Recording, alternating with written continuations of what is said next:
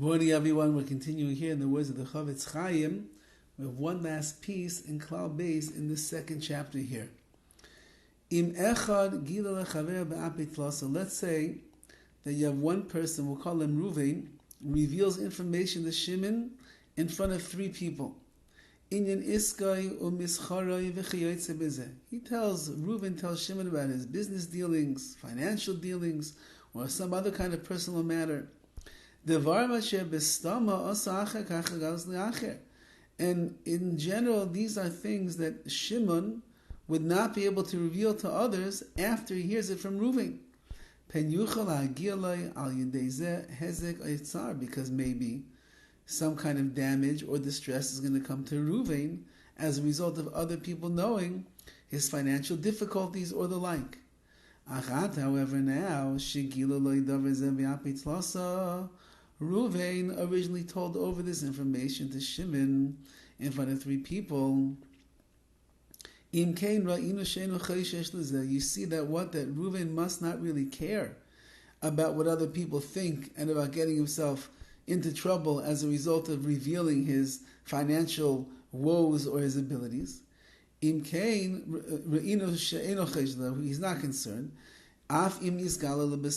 Even if at the end of the day, whatever personal matter he discussed with Shimon is going to end up getting publicized. Therefore, the one who heard these words from Reuven, Shimon, is allowed even without a problem, go ahead and reveal this to other people. As long as Reuven did not say that he is makpid, that he is very stringent, or that he is very serious about this, about people. As long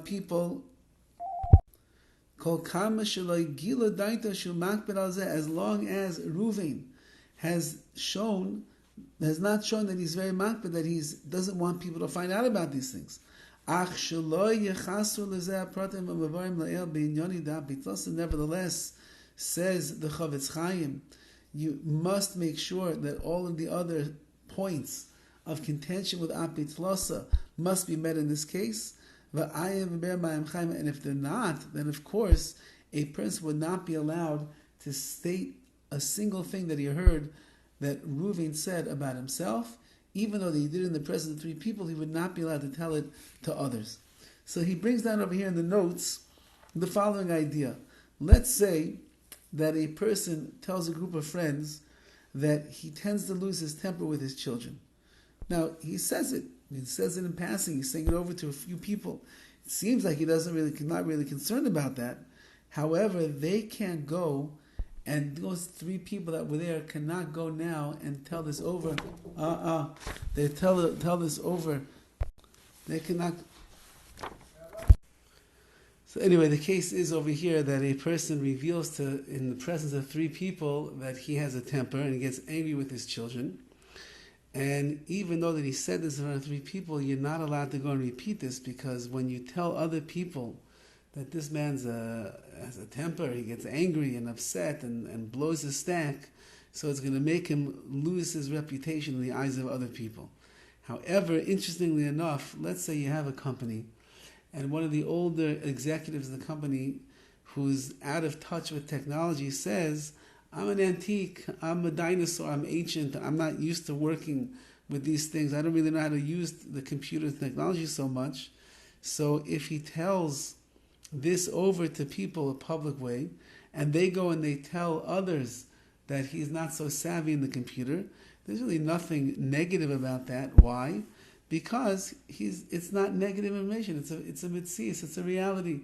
I was born 100,000 years ago, before there were computers. I'm not used to all these the web and the internet and computer keypads and all the details and the like. So it's just the reality of that's who it is, and therefore it's not a derogatory thing. It's just a reality thing, and therefore in that case, you in fact would be allowed to say over the information that you heard from him.